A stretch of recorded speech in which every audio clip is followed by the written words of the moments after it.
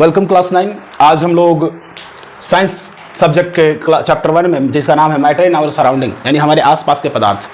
पिछले क्लास में हम लोगों ने पढ़ा था पार्टिकल्स यानी कणों के गुण के बारे में पढ़ा था, अभिलाक्षणिक गुण या कैरेक्टरिस्टिक प्रॉपर्टी के बारे में, और साथ में हमने ये देखा था कि डिफ्यूजन या विसरण क्या है और उसको प्रभावित करने वाले कारक कौन कौन से हैं। आज हम लोग देखेंगे कि पदार्थ की कितनी अवस्थाएं होती हैं। तो अगर हम अवस्था या फिजिकल स्टेट की बात करें, स्टेट्स का मतलब है फिजिकल स्टेट, फिजिकल स्टेट अर्थात भौतिक अवस्था, भौतिक अवस्था। तो पदार्थ की तीन मुख्य भौतिक अवस्थाएं हैं, 3 मेन फिजिकल स्टेट्स। पदार्थ की तीन मुख्य भौतिक अवस्थाएं हैं, मेन मतलब मुख्य। तो पहला जो भौतिक अवस्था है वो है सॉलिड, दूसरा है लिक्विड और तीसरा है गैस। सॉलिड, लिक्विड और गैस। हिंदी में सॉलिड को हम कहते हैं ठोस, लिक्विड को कहते हैं द्रव और गैस को गैस ही कहा जाता है। ये तीन मुख्य अवस्थाएं हैं पदार्थ की। इसके अलावा 2 स्पेशल स्टेट्स हैं, स्पेशल स्टेट्स ऑफ मैटर। तो जो विशिष्ट अवस्थाएं हैं पदार्थ की वो 2 हैं। पहला, चौथा, इसको फोर्थ स्टेट भी कहते हैं मैटर का। और मैटर का जो फोर्थ स्टेट है, 3 तो मेन हो गया, फोर्थ हो गया स्पेशल वाला। तो फोर्थ जो है वो है प्लाज्मा। हिंदी में इसको प्लाज्मा ही कहा जाता है। और पांचवा जो स्टेट है वो है Bose Einstein condensate. Bose Einstein condensate, Bose इसका नाम वही है, आइंस्टीन कंडेंसेट। शॉर्ट में इसको हम BEC भी कहते हैं, BEC। तो यानी पदार्थ की कुल 5 अवस्थाएं हैं, जिसमें से 3 मेन अवस्था हैं, सॉलिड, लिक्विड और गैस, जिसको हम ठोस, द्रव और गैस कहते हैं। और बाकी 2 जो हैं विशिष्ट अवस्थाएं हैं। स्पेशल मतलब होता है विशिष्ट, विशिष्ट अवस्थाएं, और मेन माने होता है मुख्य। तो मुख्य अवस्थाएं 3 हैं और विशिष्ट अवस्थाएं 2 हैं। विशिष्ट अवस्था में चौथा स्टेट कहलाता है मैटर का प्लाज्मा, और मैटर का पांचवा अवस्था जो है कहलाता है बोस आइंस्टीन कंडेंसेट। इसका शॉर्ट फॉर्म है BEC, B for Bose, E for Einstein और C फॉर कंडेंसेट। तो इस तरह से 5 अवस्थाओं के बारे में हमने देखा। आइए 1 बाय 1 करके हम लोग 5 अवस्था के बारे में समझते हैं, जानते हैं। तो पहली अवस्था है ठोस अर्थात सॉलिड। तो सबसे पहले ये ध्यान देना है कि हम किसी भी वस्तु के, किसी भी पदार्थ के जो अवस्थाएं हैं उनको हम गुणों के आधार पर पहचानते हैं। कोई इनका एब्सोल्यूट डेफिनेशन या परिभाषा तो नहीं है, लेकिन कैरेक्टरिस्टिक के आधार पे हम तीनों में डिफरेंस करते हुए एक डेफिनेशन देने की कोशिश कर रहे हैं। तो सबसे पहली बात ठोस दो है, जो है अ स्टेट ऑफ मैटर है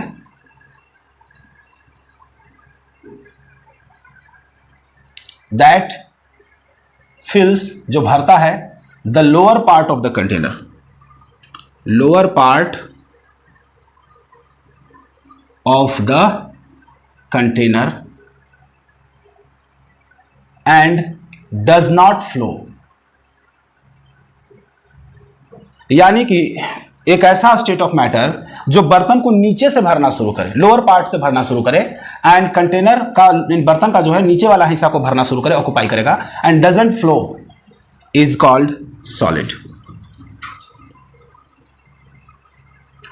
सो सॉलिड क्या करता है? मान लिया बर्तन है, इसमें अगर हम सॉलिड को डालेंगे तो बर्तन के लोअर हिस्से से निचला भाग को भरना शुरू करेगा।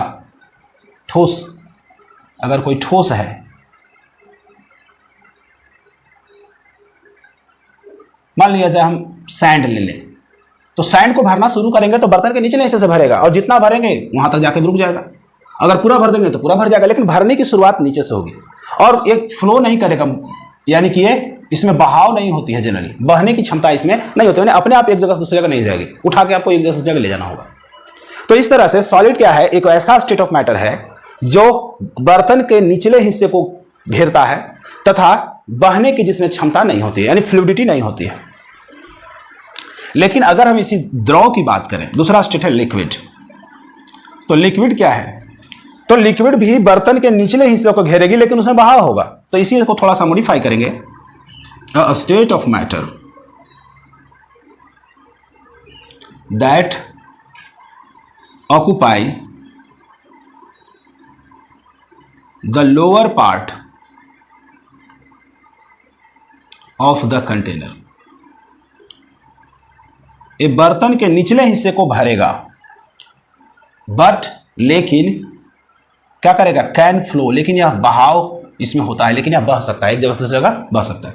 यानी सिंपली एक बर्तन है, इसमें अगर द्रव डालेंगे, जैसे पानी डालेंगे तो पानी नीचे से गिरना शुरू करेगा,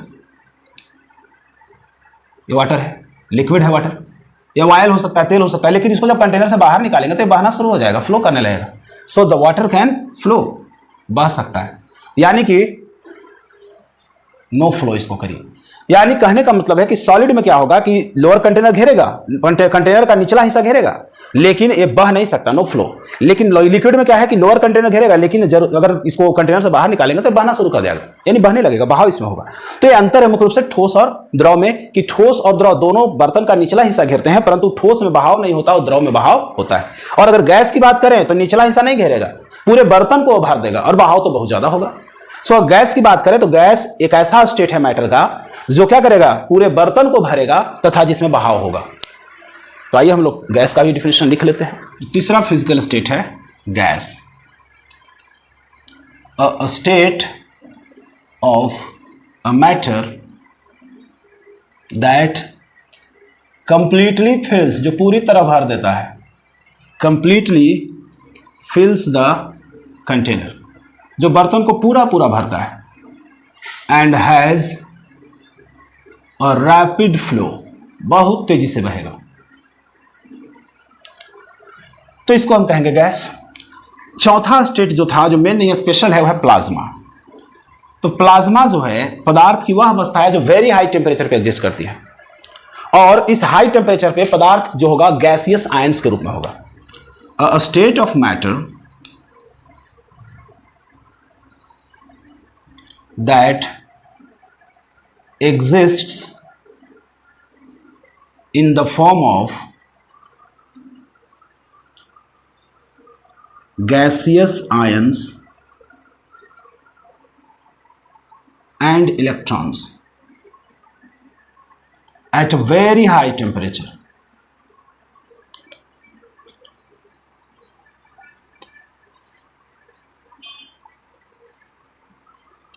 तो इसमें दो बातें मुख्य रूप से याद रखनी है। सबसे पहली बात यह है कि यह अवस्था बहुत उच्च तापमान पर पाई जाती है। उदाहरण के तौर पे 6000, 7000, 8000 डिग्री सेंटीग्रेड, लाखों डिग्री सेंटीग्रेड, जैसे कि सूर्य में हाइड्रोजन और हीलियम है।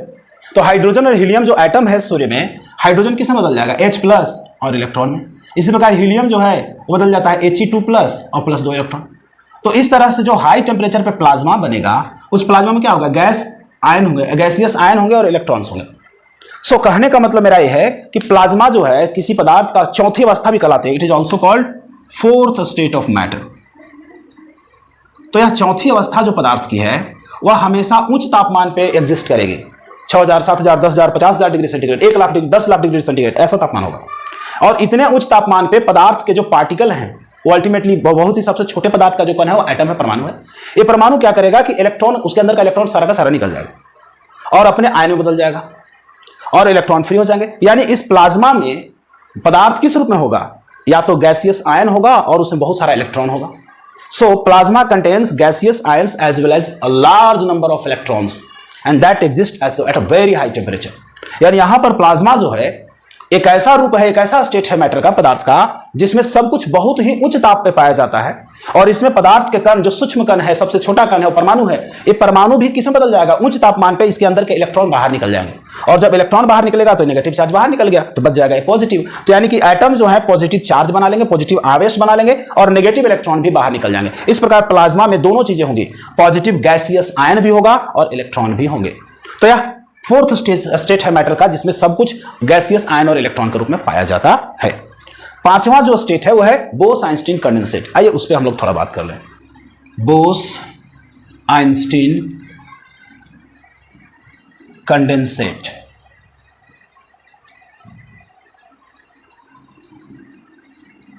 इसको शॉर्ट में कहते हैं BEC। सबसे पहली बात कि इसको हम fifth stage of matter, fifth state of matter कहते हैं।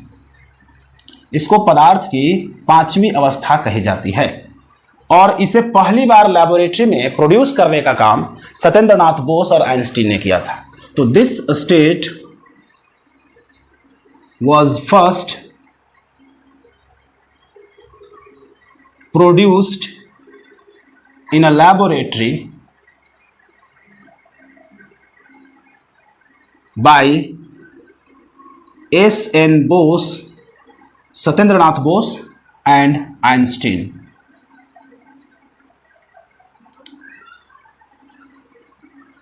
सत्येंद्रनाथ बोस एंड आइंस्टीन, इसलिए इस स्टेट में बोस और आइंस्टीन दोनों का नाम आया है। लेकिन कंडेंसेट क्यों हुआ? तो कंडेंसेट बना है कंडेंसेशन से, और कंडेंसेशन का मतलब होता है कि गैस को ठंडा करके द्रव बनाना। तो इसका मतलब है यहां कोई ना कोई गैस को ठंडा करके अवस्था प्राप्त किया गया। तो जी हाँ, ये जो प्राप्त किया गया पांचवा स्टेट, लो डेंसिटी या हल्की गैसेज को सुपर कूल करके प्राप्त किया गया। तो this is obtained by, this state is produced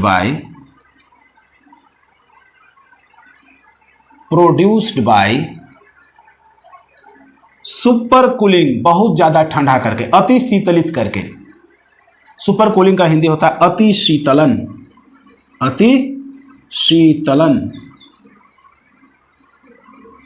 this state is produced by super cooling low density gases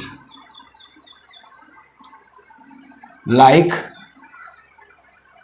hydrogen and helium.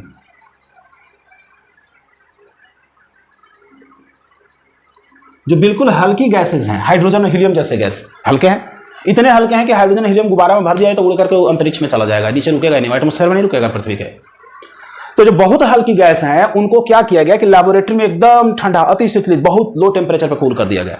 ऐसा करने से चौथा स्टेट प्राप्त हुआ जिसे कहा गया बोस आइंस्टीन कंडेंसेट। ये चूंकि प्राप्त किया गया है कैसे, ठंडा करके गैसेज को, तो गैस को ठंडा करने को हम कंडेंसेशन कहते हैं। लेकिन लिक्विड ऐसा प्राप्त नहीं है, थोड़ा सा भिन्न अवस्था प्राप्त हुआ, इसलिए इसको एक अलग नाम दिया गया।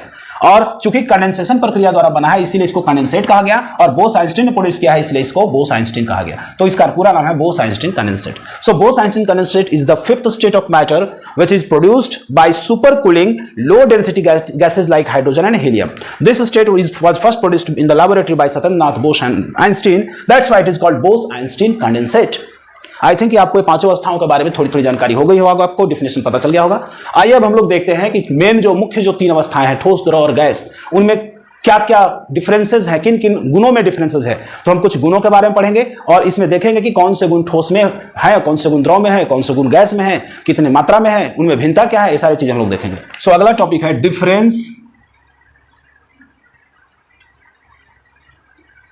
बिटवीन, अमंग कर दीजिए क्योंकि दो से अधिक है, difference among solids, liquid and gas.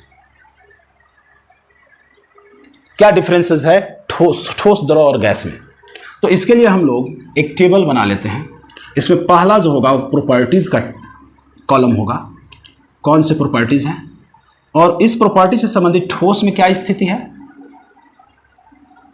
Solid liquid में क्या स्थिति है, और इसी प्रॉपर्टीज के मामले में गैस में क्या स्थिति है, इस पर हम लोग चर्चा कर लेंगे। तो पहला जो प्रॉपर्टी है, तो पार्टिकल्स के बीच का खाली स्थान। तो पहला जो है distance between particles, distance between two particles, दो कणों के बीच में दूरियां, इसको हम इंटरमॉलिक्यूलर स्पेस या इंटरमॉलिक्यूलर डिस्टेंस भी कहते हैं। S for space, intermolecular space या इंटरमॉलिक्यूलर डिस्टेंस, यहां पे लिख देते हैं। IMS का मतलब है इंटर मॉलिक्यूलर स्पेस, या IMD का मतलब है इंटर मॉलिक्यूलर डिस्टेंस। कुछ शॉर्टकट हम यूज करेंगे जो हम यहां पे लिख दे रहे हैं। इसके अलावा हम यूज करेंगे IMF। क्या यूज करेंगे, IMF, इसका मतलब है इंटर मॉलिक्यूलर फोर्स। ये कुछ टर्म, तो यहां पे हमने वो वाला यूज किया IMS या IMD, इंटरमॉलिक्यूलर स्पेस या इंटरमॉलिक्यूलर डिस्टेंस। अगर हम बात करें तो इंटरमॉलिक्यूलर स्पेस या डिस्टेंस जो है, सॉलिड्स में बहुत नजदीक नजदीक पार्टिकल होते हैं। सॉलिड्स में पार्टिकल्स ये बहुत नजदीक नजदीक होंगे।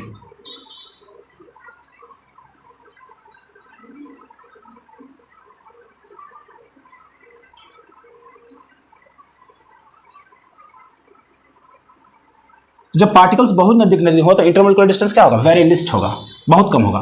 तो हम कहेंगे लिस्ट, सबसे कम होता है इंटरमोलिकुलर डिस्टेंस सॉलिड में। लिक्विड में थोड़ा कम दूर दूर हो जाएंगे।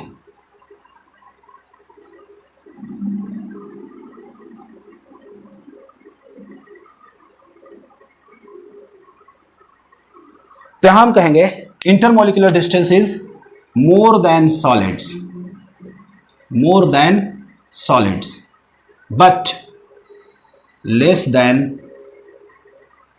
गैसेस। सॉलिड से कम होंगे लेकिन गैसेज से ज्यादा होंगे। यहां पर क्या होगा, मोस्ट होगा, सबसे ज्यादा डिस्टेंस होगा, ठीक है। तो ग्रेटेस्ट यानी कि कह सकते हैं मोस्ट या ग्रेटेस्ट कीजिए, ग्रेटेस्ट होगा, सबसे ज्यादा इंटरमोलिकुलर डिस्टेंस यहां पाया जाएगा, यानी कण बहुत दूर दूर होंगे, 1 2 3 4 5 इस तरीके से दूरियां सबसे ज्यादा होगी, ठीक है। तो कणों में यानी कणों के बीच के स्पेस की बात करें तो सॉलिड में सबसे कम होगा, लिक्विड में सॉलिड से ज्यादा होगा और गैस से कम होगा, लेकिन गैस में सबसे ज्यादा इंटरमोलिकुलर डिस्टेंस होगा। दूसरा जो प्रॉपर्टी है वो है इंटर मॉलिक्यूलर फोर्स, अर्थात दो पार्टिकल के बीच का बल IMF। अगर हम इसकी बात करें तो सॉलिड्स के कण बहुत नजदीक नजदीक इसलिए होते हैं क्योंकि इसमें इंटरमोलिकुलर फोर्स जो है यानी पार्टिकल के बीच का जो बल है वो स्ट्रॉन्गेस्ट होता है। तो here in case of solids this force is strongest और अट्रैक्टिव फोर्स होता है, इसलिए नजदीक हो जाएंगे। यहां पर less than solids but more than gases, यानी इंटरमोलिकुलर फोर्स जो होता है लिक्विड में सॉलिड से कमजोर होता है लेकिन गैस से मजबूत होता है। ये भी कह सकते हो कि weaker then solids but stronger than gas. Less और मोर की जगह पे ज्यादा बेहतर होगा, आप यहां वीकर यूज कीजिए, वीकर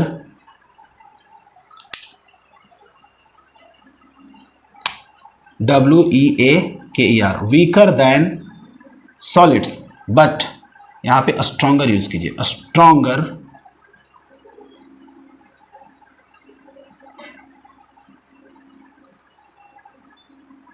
स्ट्रॉन्गर देन गैसेस। और यहां पर वीकेस्ट होता है, सबसे कमजोर attraction force intermolecular force gas में होता है। तीसरा है काइनेटिक एनर्जी ऑफ पार्टिकल्स,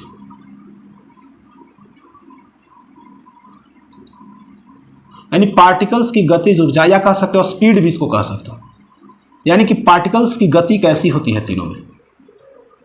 तो पार्टिकल्स की गति अगर देखी जाए तो सॉलिड्स में वेरी लिस्ट कहिए या इसको नेग्लिजिबल भी कह सकते हैं, न के बराबर गति होती है। और जनरली थोड़ा बहुत गति जो होती है वो वाइब्रेटरी होती है, यानी पार्टिकल्स अपने मीन पोजीशन के अगल बगल में थोड़ा थोड़ा वाइब्रेट करते हैं।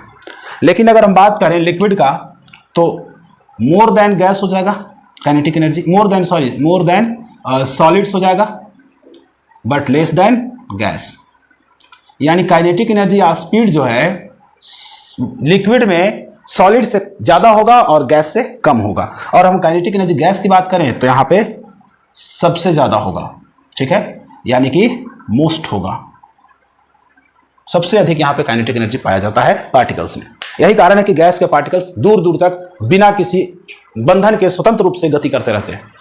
चौथा प्रॉपर्टी है, फोर्थ प्रॉपर्टी को हम लोग कहेंगे शेप।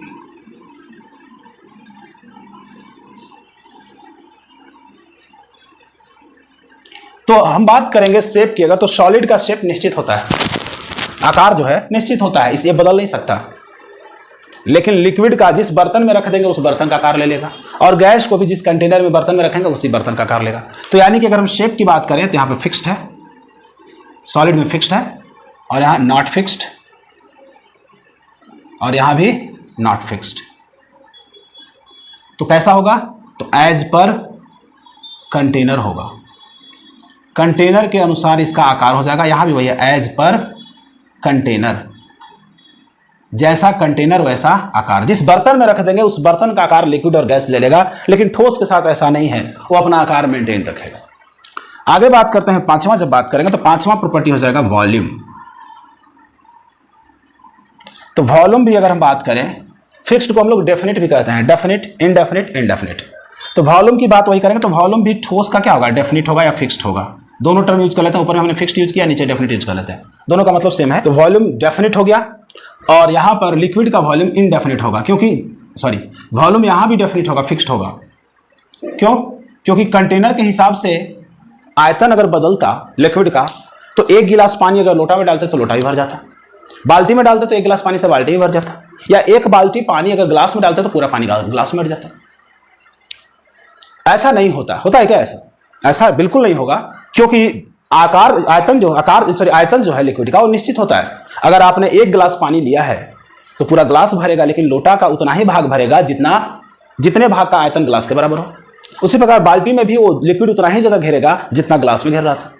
तो इसका मतलब है कि लिक्विड का वॉल्यूम का कंटेनर से कोई लेना देना नहीं है, लेकिन गैस में तो बिल्कुल ठीक इसके उल्टा है। जिस बर्तन में डालोगे उसको पूरा पूरा भरेगा, क्योंकि इसमें पूरा पूरा भरने की टेंडेंसी होती है बर्तन को। तो यानी कि इसका वॉल्यूम जो होगा इनडेफिनिट होगा। इनडेफिनिट कहने का मतलब है कि एज पर कंटेनर होगा। जिस बर्तन में रखोगे उस बर्तन को पूरा भर करके उस बर्तन के आयतन के बराबर गैस का आयतन हो जाएगा। इसके बाद छठा गुण जो है वह है रिजिडिटी। अच्छा, शेप में होता है आकार, वॉल्यूम में होता है आयतन, रिजिडिटी का मतलब होता है दृढ़ता, यानी कोई वस्तु दृढ़ है या कठोर है। तो आप बता सकते हैं कि सॉलिड्स जो होते हैं वो कठोर होते हैं, दृढ़ होते हैं। ऐसा क्यों कहते हैं? देखिए, दृढ़ता एक ऐसा गुण है, एक ऐसा प्रॉपर्टी है जिसके कारण आप किसी पदार्थ को, किसी भी पदार्थ को दबा करके या उस पर दाब लगा करके उसके आयतन को आप कम नहीं कर सकते या आकार को आप परिवर्तन नहीं कर सकते। अर्थात दृढ़ता वह गुण है जिसके कारण कोई वस्तु अपने आकार और आयतन में आने वाले परिवर्तन का विरोध करता है। So rigidity is the property due to which a substance opposes any change in its shape and volume. यानी कि दृढ़ता वह गुण है जिसके कारण कोई पदार्थ अपने आयतन और आकार में आने वाले परिवर्तन का विरोध करता है। तो सॉलिड्स बिल्कुल विरोध करेगा। तो सॉलिड्स में जो होता है रिजिडिटी वो सबसे हाईएस्ट होता है, हाईएस्ट यानी बहुत अधिक दृढ़ होता है। यह अपने आकार और आयतन में आने वाले परिवर्तन का पुरजोर विरोध करेगा। लिक्विड में क्या होता है कि अपने आयतन का तो विरोध करेगा लेकिन आकार का विरोध नहीं कर पाता। आकार बर्तन के अनुसार बदल जाता है लेकिन आयतन को कम नहीं करने देगा। दाब लगा के आप इसके आयतन को कम नहीं कर सकते। तो इसलिए क्या इसमें मॉडरेट है, यानी मध्यम दर्जे की इसमें दृढ़ता है, क्योंकि आयतन को फिक्स रख रहा है, आकार को बदलने देता है, इसलिए दृढ़ता इसके बनिस्बत कम हो गई। और गैस में तो दोनों बदल सकता है, आकार भी और आयतन भी, इसलिए वेरी लेस या लिस्ट कहिए, लिस्ट अमाउंट ऑफ रिजिडिटी है, वेरी लिस्ट। तो रिजिडिटी सबसे कम है किसमें? गैस में, और सबसे अधिक है ठोस में। सातवां प्रॉपर्टी है डेंसिटी। डेंसिटी अर्थात घनत्व। ठोस का जो डेंसिटी है वो हाईएस्ट होता है, सबसे अधिक होता है जनरल तौर पे। लिक्विड का डेंसिटी मॉडरेट होता है, यानी कि सॉलिड से कम होगा लेकिन गैस से ज़्यादा होगा। और गैस का डेंसिटी सबसे कम होता है, लिस्ट होता है। मैंने आपको शेप, वॉल्यूम और डेंसिटी का परिभाषा बताया और वॉल्यूम डेंसिटी के बारे में बताया भी आपको पिछले क्लासेज में। तो वॉल्यूम और डेंसिटी के बारे में आपको पर्याप्त जानकारी है। रिजिडिटी के बारे में भी आपको बताया कि रिजिडिटी वह गुण है जिसके कारण कोई पदार्थ अपने आकार और आयतन में आने वाले परिवर्तन का विरोध करती है। और शेप, बाहर से एक वस्तु जिस प्रकार का दिखता है उसे हम शेप कहते हैं, यानी आउटर लुक या external appearance of an object is called its shape. और शेप जो है किसी वस्तु का उसके पार्टिकल्स के अरेंजमेंट पर निर्भर करता है, यानी पार्टिकल्स किस रूप से अरेंज है उस पर निर्भर करता है शेप।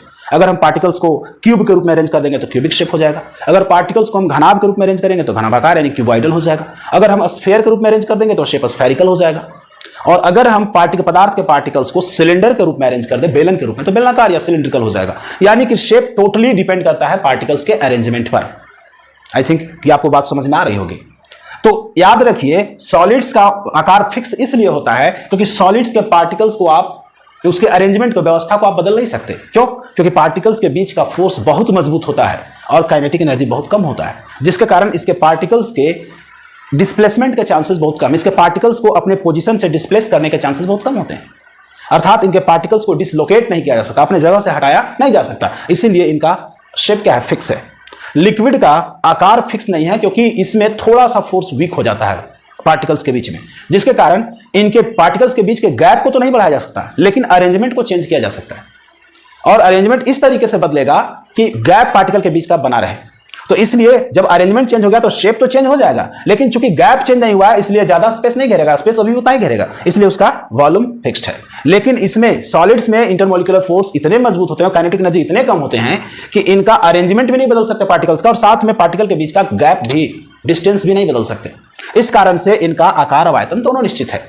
जबकि अगर हम बात करें लिक्विड का, तो लिक्विड में इंटरमोलिकुलर फोर्स थोड़ा सा सॉलिड से कमजोर हुआ, लेकिन काइनेटिक एनर्जी थोड़ा सा बढ़ गया। तो एक तो फोर्स कमजोर हुआ और काइनेटिक एनर्जी बढ़ा, तो इसका मतलब है कि पार्टिकल्स पर जो कमांड था, कंट्रोल था, वो थोड़ा कमा। और इस कमांड के कमने, कंट्रोल को कमने के कारण क्या होगा कि पार्टिकल्स का जो अरेंजमेंट है वो आसानी से बदलेगा, लेकिन गैप अभी भी उतना ही रहेगा, गैप मेंटेन रहेगा। तो गैप मेंटेन रहने के कारण वॉल्यूम फिक्स डेफिनेट रहा, लेकिन पार्टिकल के अरेंजमेंट बदलने के कारण उसका आकार बदल गया। और गैस में पार्टिकल्स के बीच का इंटरमोलिकुलर फोर्स बहुत ही कमजोर हो जाता है और काइनेटिक एनर्जी बहुत ज्यादा बढ़ जाता है। ऐसी अवस्था में दोनों आप चेंज कर सकते हैं, पार्टिकल्स का अरेंजमेंट भी और पार्टिकल्स के बीच का गैप भी। जब पार्टिकल्स के बीच का अरेंजमेंट और गैप दोनों बदलने लगे तो ऐसी स्थिति में अरेंजमेंट बदलने से शेप बदल जाएगा और गैप बदलने से वॉल्यूम भी बदल जाएगा। तो इस अवस्था में गैस में दोनों इंडेफिनिट है, नॉट फिक्स्ड है, यानी कि शेप भी फिक्स नहीं है और वॉल्यूम भी फिक्स नहीं है। रिजिडिटी की बात करें तो रिजिडिटी भी डिपेंड करता है कि जिस पदार्थ के पार्टिकल्स के बीच का गैप बहुत कम हो उसे और कितना दबाया जा सकता है।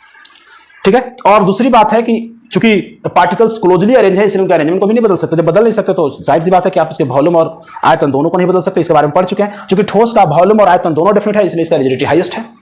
लिक्विड का वॉल्यूम, आकार जो है चेंज हो रहा है लेकिन वॉल्यूम डेफिनेट है इसलिए मॉडरेटली रिजिड है। और गैस में देखा जाए तो दोनों बदल सकते हैं, तो यानी कि यहां पे रिजिडिटी है ही नहीं, क्योंकि रिजिडिटी का मतलब क्या होता है, property due to which a substance opposes any change in its volume and shape. यानी किसी पदार्थ के वॉल्यूम और शेप में परिवर्तन का अगर सबसे ज्यादा वो पदार्थ विरोध करे तो सबसे ज्यादा दृढ़ है, कम विरोध करे तो मॉडरेटली दृढ़ है, और बहुत कम करे ना के बराबर करे तो लिस्ट है। तो यहां यही है क्रम। सॉलिड में क्या है, दोनों फिक्स है, मतलब पदार्थ दोनों में चेंज को विरोध कर रहा है इसलिए हाईएस्ट रिजिडिटी हो गया। यहां पर शेप फिक्स नहीं है, वॉल्यूम फिक्स्ड है, इसका मतलब पदार्थ सॉलिड से कम विरोध कर रहा है इसलिए मॉडरेटली दृढ़ता इसमें रिजिडिटी है। और गैस तो दोनों में से किसी को नहीं रोक रहा है, जाओ भैया जैसा चलना है चलो। तो ऐसी अवस्था में गैस वॉल्यूम और क्या शेप दोनों बदल रहा है, यानी कि ये पदार्थ बहुत कम विरोध करता है, ना के बराबर विरोध करता है चेंजेस का, इसलिए उसमें दृढ़ता सबसे कम है। डेंसिटी की बात करें तो चूंकि सॉलिड्स के कण बहुत नजदीक हैं इसीलिए इसका डेंसिटी हाई है। लिक्विड में थोड़ा सा गैप बढ़ गया तो डेंसिटी मॉडरेट हो गया, और गैस में तो पार्टिकल्स बहुत दूर दूर है इसलिए इसका डेंसिटी सबसे कम होता है। अगला प्रॉपर्टी है डिफ्यूजन।